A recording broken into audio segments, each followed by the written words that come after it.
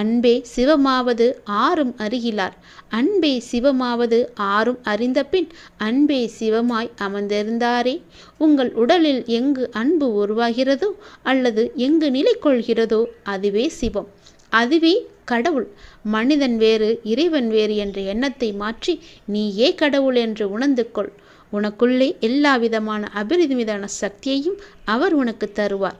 நீதான் கடவுள் என்று அன்பு கொண்டு வாழ்ந்து பார்.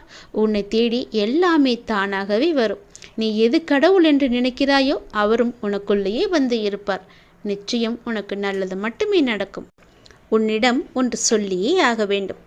உங்களை பற்றி அவதூறாகவோ மிக மட்டமாகவோ யார் பேசினாலும் அதை நீ காதில் வாங்கிக் கொள்ளாதே. அதை கண்டு கொள்ளாமல் அப்படியே விட்டுவிடு. ஒருவரிடம் நாம் ஒன்று எதிர்பார்த்து அது கிடைக்கவில்லை என்றால் அவர் மீது நமக்கு கோபம்தான் வரும். நமக்கு வருவது இயற்கைதானே. எனவே யாரிடமும் எதையுமே நீ எதிர்பார்க்காதே.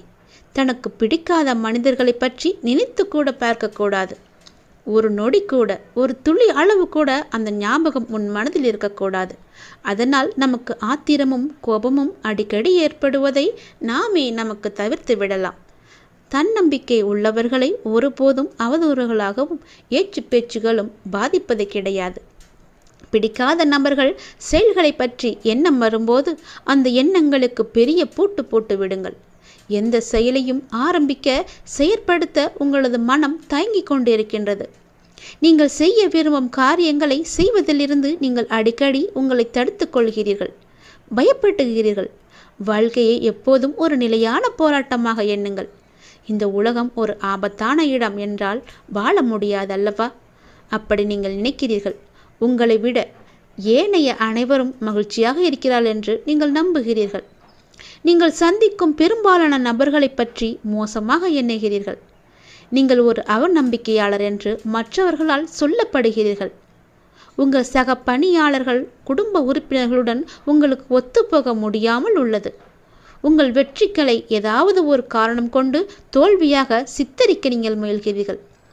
நீங்கள் எப்போதும் மற்றவர்களிடமிருந்து தனித்திருக்க விரும்புகிறீர்கள்.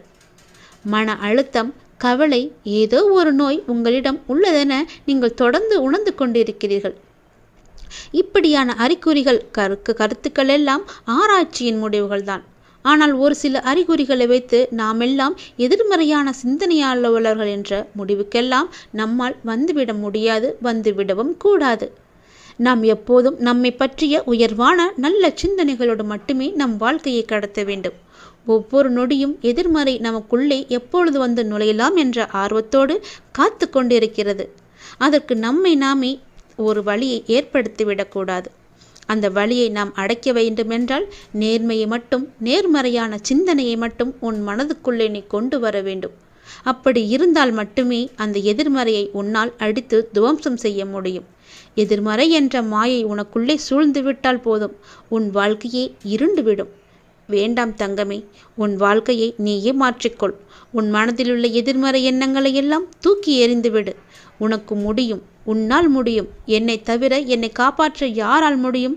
நான் வெற்றி பெறுவேன், நிச்சயமாகவே வெற்றி பெறுவேன். எனக்கு எல்லாமே கிடைக்கும் என்ற நம்பிக்கையோடு ஒவ்வொரு நாளையும், ஒவ்வொரு நொடியையும் நீ செயல்பட்டுப்பார். நேர்மறையாக நீ செயல்பட்டுப்பார். நேர்மறை எண்ணத்தோடு செயல்பட்டுப்பார். எதிர்மறை உனக்குள்ளே வரவே வராது. அந்த எதிர்மறை என்ற மாயையை அடித்து ஒழிக்க நீயே புறப்படு. நிச்சயம் உன் வாழ்வு நல்லதாகவே இருக்கும். எது நடந்தாலும் எனக்கு தெரியும், எது நடந்தாலும் என் கடவுளுக்கு தெரியும். எல்லாமே அவருடைய விருப்பம் போலதான் நடந்து கொண்டிருக்கிறது. நான் கடவுளை முழுமையாக நம்புகிறேன். அவரால் முடியாத காரியமென்று எதுவுமே கிடையாது என்ற நம்பிக்கையோடு ஒவ்வொரு நாளையும் நீ தொடங்கு. நிச்சயம் உன் வாழ்வில் தீபத்தை நான் ஏற்றுவேன். உன் வாழ்க்கை ஒளிமயமாகவே மாறும். நம் வாழ்க்கை இப்படியே தடுமாறிக்கொண்டே போய்விடுமோ என்ற எதிர்மறை உனக்குள்ளே தோன்றிவிட்டால் போதும். உன் எதிர்மறை உனக்குள்ளே வந்து நேர்மறை உன்னை விட்டு வெளியே போய்விடும். அதனால் தான் சொல்கிறேன், எதிர்மறையை நீ அடித்து ஒழித்துவிட்டு நேர்மறையை மட்டும் கொண்டு வா. எல்லாம் சிவமயம், எங்குமே சிவமயம் மட்டுமே. வாழ்க்கை பயணம் என்பது எப்படி இருக்க வேண்டும்? வாழ்க்கையின் பயணம் மிகவுமே அழகானது. அந்த பயணத்தில் நாம் காலார நடந்து செல்கின்றோம். நம்முடைய விதிப்பயன் காரணமாக கற்களும் முட்களும் காலை பதம் பார்க்கலாம். புண்ணிய பலன்கள் என்னும் பஞ்சு பந்தை போன்ற பசுமையான புட்கள் நிறைந்த நடைபாதைகளையும் நாம் காணலாம். அனைத்தையும் சிரித்து கொண்டு நாம் கடந்து விட வேண்டும். நம்முடைய கஷ்டங்களையும் இன்பமாய் ஏற்றுக்கொள்ள பழகிவிட வேண்டும். துன்பம் தருவோரையும் சிரித்து கொண்டே தாண்டி செல்ல பழகிவிட வேண்டும். அப்போதுதான் வாழ்க்கையில் வெற்றி காண முடியும். தெய்வங்கள் மனித அவதாரமாய் தோன்றி நாம் வாழ்வதற்கு பல உதாரணங்கள், எடுத்துக்காட்டுகள் என எல்லாவற்றையுமே நமக்கு சொல்லிக் கொடுக்கும். சொல்லிக் கொடுத்து இருப்பதையும் நாம் அறிந்திருக்கிறோம். தெய்வத்தின் சோதனை என்னும் அனுபவத்தில் கிடைக்கும் அமிர்தத்தை நாம் பெற்று, தள்ளாத வயதிலும் தளராத மனம் பெற்று, தெய்வத்தின் பாதத்தை விடாமல் நாம் பற்றும் திடம் பெற்று, மறுபிறவி வேண்டேன் என்னும் மரம் பெற்று இனிதான மனித பிறவு நிறைவு செய்வோம். திக்குக்கட்டு என்று ஒன்று இருக்கிறது. திருநீரை கையில் எடுத்துக்கொள்ள வேண்டும். புவியை தொட்டு வணங்கி எங்கென்று திருநீரை சிரசை தொட்டு முன்புறம் போடவும். வங்கென்று சிரசை தொட்டு பின்புறம் போடவும். சிங்கென்று சிரசை தொட்டு வலம்புறம் போடவும். என்று சிரசை தொட்டு இடம்புறம் போடவும். குங்குமம் மலரையும் கூட இதற்கு நீங்கள் பயன்படுத்தலாம். பிறகு கீழ்கண்ட நான் சொல்லுகின்ற இந்த மந்திரத்தை சொல்ல வேண்டும். அரி ஓம் தெற்கே நோக்கினேனே தெற்கே, சண்முகமூர்த்தியாக கொண்டேனே. அரி ஓம் வடக்கே நோக்கினேனே வடக்கே, பிரம்மாவாக கொண்டேனே. அரி ஓம் கிழக்கே நோக்கினேனே கிழக்கே, தேவேந்திரனாக கொண்டேனே. அரி ஓம் மேற்கே நோக்கினேனே மேற்கே, நரசிங்கமூர்த்தியாக கொண்டேனே. அரி ஓம் ஆகாசத்தை நோக்கினேனே, ஆகாசம் திருநீலகண்டனாக கொண்டேனே. அறிவோம் பாதாளத்தை நோக்கினேனே, பாதாளம் கால பைரவனாக கொண்டேனே. அறிவோம் பூமியை நோக்கினேனே, பூமி பூடமாக கொண்டேனே. பொறுப்பு இருப்பாக கொண்டேனே, சிவன் சிவமாக கொண்டேன். உன்னுடைய வாழ்க்கையில் நீ நல்லதை மட்டுமே அறுவடை செய்ய போகிறாய். நன்மைகளை அறுவடை செய்ய சரியான நேரத்தில் சரியானதை செய்யுங்கள். வாழ்க்கை என்பது ஒரு அழகிய பயணம். நல்லதாக இருக்கட்டும், கெட்டதாக இருக்கட்டும், அது நகர்ந்து கொண்டே இருக்கும். நீங்களும் நகர்ந்து கொண்டே இருங்கள். இன்பம் வந்தால் ரசித்து கொண்டே செல்லுங்கள். துன்பம் வந்தால் சகித்து கொண்டே செல்லுங்கள். எங்கேயும் நீங்கள் தேங்கி விடாதீர்கள். தேங்கினால் துயரம், வாடினால் வருத்தம். நிற்காமல் ஓடுவதே நமக்கு பொருத்தமாக இருக்கும். ஓடுங்கள். நதியாக வளைந்து நெளிந்து உங்கள் இலக்கை அடையும் வரை ஓடிக்கொண்டே இருங்கள். இடைவிடாது வணங்கியும் இன்னல் தீரவில்லை என்கின்றாய். தேவைக்கு வணங்காதே. நீயே தேவை என்று வணங்கு. அப்படிதான் வணங்க வேண்டும். அப்படி வணங்க வேண்டும் என்பதை நீ உணர்ந்து கொள். மனம் சஞ்சலம் அடிக்கடி தோன்றினால் மனம் தெளிவாக இருக்கிறது. எடுக்கிற முடிவுகள், போகிற பாதை என எதுவுமே சரியாக இருக்காது. ஆகவே எப்போதும் குழப்பத்தில் இருக்க வேண்டியிருக்கும். இதை முதலில் நாம் மாற்ற வேண்டும். இதற்கு அற்புதமான ஒரு உபாயத்தை தான் நான் கூறப்போகிறேன் உனக்கு. முதலில் உன் மனதை ஏதாவது ஒன்றின் மீது நீ செலுத்திவிடு.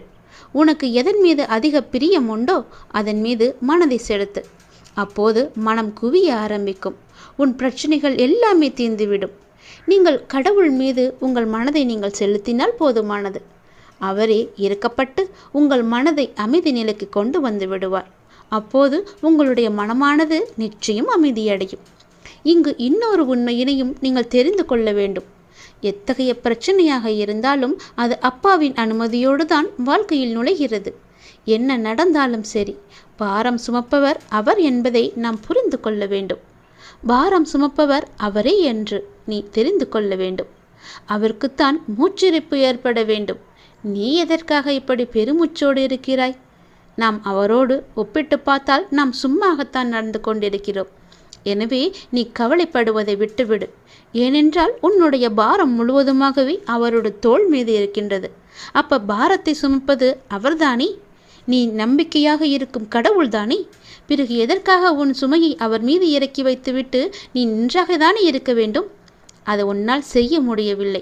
அவர் மீது நம்பிக்கை இல்லாத காரணத்தினால் மட்டுமே அந்த சுமையை அவர் மீது இறக்கி வைத்தும் நீயும் மீண்டும் சுமந்து கொண்டு இருப்பது போல கற்பனை உலகில் இருக்கின்றாய். அதனால் கற்பனையை தூக்கி தூர ஏறி நீ அவர் மீது எப்போது எல்லாமே அவர்தான் என்ற நம்பிக்கையோடு இருந்தாயோ அப்போதே உன்னுடைய கடமை, பொறுப்பு எல்லாமே அவருடைய தோளில் ஏறிவிட்டது. இறைவன் பார்த்து கொள்வார். இறைவனுக்கே அந்த பொறுப்பு இருக்கிறது. அவரே உன்னுடைய பாரத்தை சுமந்து கொண்டிருக்கிறார். நீ தேவையில்லாமல் இந்த பாரத்தை சுமந்து உன்னுடைய வாழ்க்கையில் உள்ள நிம்மதியை நீ இழந்து விடாதே. எனவே நீ கவலைப்படுவதை விட்டு விடுங்கள். என்ன நடந்தாலும் என்னையும் என் பாரத்தையும் சுமப்பவர் அவர் என நினைத்து அப்பாவின் மீது சுமையினை ஏற்றி வைத்துவிட்டு பிரச்சனையை உடனடியாகவே நீ மறந்து விடுங்கள். பொறுமையுடனும் நம்பிக்கையுடனும் இருங்கள். அப்பாவின் செயல்கள் வெளிச்சத்திற்கு வரும் நாளை எதிர்பார்த்து காத்திருந்தால் நிச்சயமாகவே உன்னுடைய பிரச்சனை எல்லாமே தீர்ந்துவிடும். கண்டிப்பாக இது நடந்தே தீரும். உன்னுடைய பாரம் முழுவதும் என் மீது சுமத்து விட்டாய் என்ற நம்பிக்கையோடு உன்னுடைய நாளை ஒவ்வொரு நாளையும் புனித நாளாக தொடங்கு. நிச்சயம் உனக்கு நன்மை கிடைக்கும். உன்னை அவமதிப்பவரை கண்டு ஒருபோதும் விரக்தியடையாமல் நீ இருக்க வேண்டும். ஏனென்றால் நீ அவர்களை அதிர்ச்சியடையும் அளவுக்கு அசாதாரண சக்தியுடன் வளர்ந்து அவர்கள் முன்வந்து நீ நிற்கப் போகின்றாய். உனக்காகவே எல்லாவற்றையுமே நான் தயார் செய்துவிட்டேன். இனி உன் வாழ்வு எல்லாமே நல்லதாகவே நடக்கப் போகிறது. முன்னேற்றமே இல்லாமல் இருக்கிறது என்ற மனோபாவத்தை நீ விட்டொழி. இனி ஒவ்வொரு வாழ்க்கையில் ஒவ்வொன்றாக முன்னேற்றம் மட்டுமே இருக்கப் போகிறது. ஒவ்வொரு நொடியும் முன்னேற்றம் மட்டுமே நடக்கப் போகிறது. முன்னேறுவது எப்படி என்று நீ எதிர்பார்க்காதே, கவலைப்படாதே. நான் அதற்கான வழியை காமிக்கின்றேன். கவலைகளை எல்லாம் புறந்தள்ளி ஆளுமையை தரும் தன்னம்பிக்கையை நீ ஆடையாக அணி. எளிதானதை நோக்கி செல்லாதே, சரியானதை நோக்கி செல். வாழ்க்கை ஒரு அழகான பயணம். அதை மகிழ்வாய் வாழ நீ முயற்சி செய். உனக்கு துணையாக உன்னுடைய அப்பா நான் இருக்கின்றேன். நன்றி கடன் மறவாதி. நமக்கு ஒரு துன்பம் வந்ததற்காக அதை போக்குவதற்காக நம் அப்பாவிடம் தஞ்சம் அடைகின்றோம். அதனை வெகு இலகுவாகவே அப்பா தீர்த்து வைக்கின்றார். நாம் அதோடு மட்டும் இருந்து விடாமல் அப்பாவிடம் நன்றி கடன் செலுத்தவும் வேண்டும், செல்லவும் வேண்டும். இதற்காக அப்பா எதையுமே நம்மிடம் எதிர்பார்க்க மாட்டார். ஒரு முறை அவரை சென்று நீ தரிசனம் செய்துவிட்டு வா, நல்லதே நடக்கும். நீ இப்போது உன் மனதில் ஏகப்பட்ட குழப்பங்களுடன் பதற்றத்துடனும் இருக்கின்றாய். வீணான கவலைகளை உன் மனதில் வைத்து கொண்டிருக்கிறாய். உன் மனமானது, உன் இதயமானது துடித்துடிப்புடன் காணப்படுகிறது. ஏன், எதற்காக, வீணாக எதற்காக இந்த கவலை? ஏன் இந்த குழப்பம்? எதற்காக இந்த பதற்றம்? ஏன் இந்த துடித்துடிப்பு? நீ முதலில் அனைத்தையுமே விட்டுவிடு. உன் வேலைகளை பார்த்து கொண்டிரு. போகிற போக்கிலேயே போய்கொண்டிரு. எதையும் நீ தூக்கி சுமந்து கொண்டிருக்காதே. அதை முதலில் மறப்பதற்கு என்ன செய்ய வேண்டுமோ அதை செய். உன்னுடைய மனம் அதிலேயே லயித்து இல்லாமல் வேறு பக்கம் திருப்பு. அப்போதுதான் அவற்றை பற்றி எண்ணம் உன் மனதில் இழுக்காமல் இருக்கும். நான் உனக்காக அவதரித்தவன். நான் இருக்கும்போது எதற்காக நீ கவலைப்படுகிறாய்? உன்னை நல்லபடியாக உயர்த்த உனக்காக பாடுபட்டு கொண்டு நான் இங்கே இருக்கிறேன். தயவு செய்து நான் உன்னுடன் இருப்பதை நீ உணர்ந்து கொள். நான் வருவதற்கு முன்பும் வந்ததற்கு பிறகும் நடந்து கொண்டிருப்பதை நீ உணர்ந்து கொள். நான் வருவதற்கு முன்பு என்ன செய்து கொண்டிருந்தாய், நான் வந்த பிறகு எப்படியெல்லாம் உன்னுடைய பிரச்சனைகள் தீர்ந்தன என்று கொஞ்சம் திரும்பிப்பார். உன்னை எப்படி நான் கைவிடுவேன் என்று ஒரு நொடியில் நீ நினைத்து விட்டாய்? உன் அப்பா உன்னை பார்த்து கொள்ள மாட்டேனா? உன்னை அவ்வளோ சீக்கிரம் விட்டு விடுவேன் என்று நினைக்கிறாயா? உன்னை அனைத்து திசைகளிலிருந்தும் பாதுகாத்து கொண்டிருக்கிறேன். நான் இருக்கும் இடத்தில் எவரையுமே நெருங்க விட மாட்டேன். நான் உனக்குள்ளே நீக்கமர நிறைந்திருக்கிறேன். என் கண் பார்வை உன் மீது விழுந்து கொண்டிருக்கும் போது எந்த கெடுதலும் வந்து உன்னை துன்புறுத்திவிட முடியாது. தெரிந்து கொள், எந்த துன்பமும் உன் அருகில் கூட வர பயப்படும். நான் இருக்கிறேன், நீ பயப்படாதே.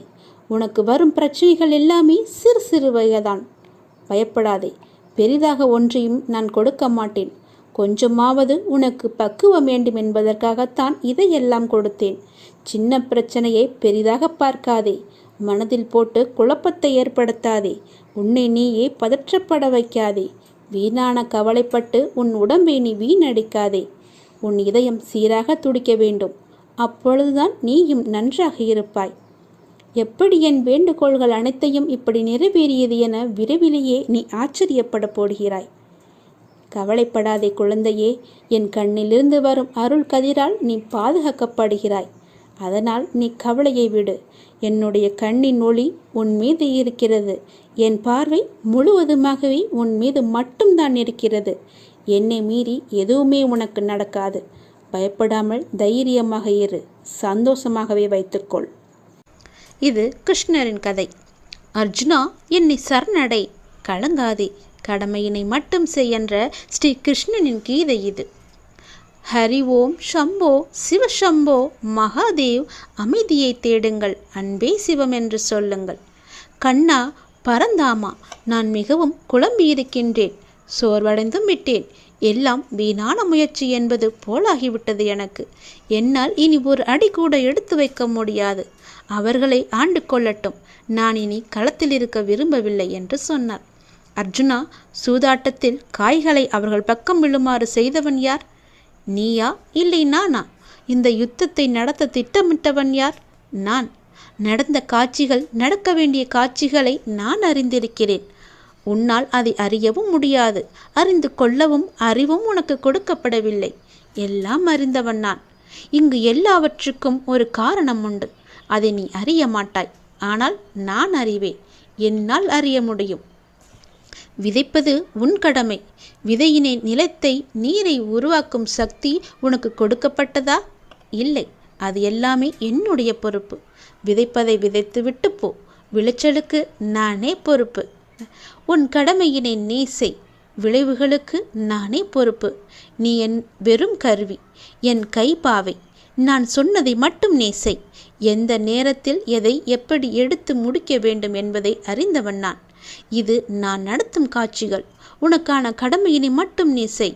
அடுத்தவன் கர்மாவோ கடமையோ பற்றியோ சிந்திக்கும் அவசியம் உனக்கு இல்லை. அதனால் உனக்கு குழப்பமே மிஞ்சும். அவன் அந்த காரியத்தை அவன் செய்யட்டும். நீ வந்த காரியத்தை மட்டும் நீ செய்துவிடு. எல்லோரையும் இயக்கும் நான் என் காரியத்தை நன்றாகவே செய்து கொண்டிருக்கிறேன். இங்கு எல்லாம் மாயை. மாயையின் உச்சம் காட்டும் மயக்கத்தில் மயங்கி கிடக்கின்றாய் நீ. என்னை உற்றுப்பார். என்னுடைய விஸ்வரூபத்தை பார். இவர்களெல்லாம் யார் என பார். எதற்காக இங்கு குவிந்திருக்கின்றார்கள் என பார். எதற்காக அதிகாரம் அவர்களுக்கு கொடுக்கப்பட்டது என்பதை மட்டும் பார். உன் கடமையினை மட்டும் நீ செய்.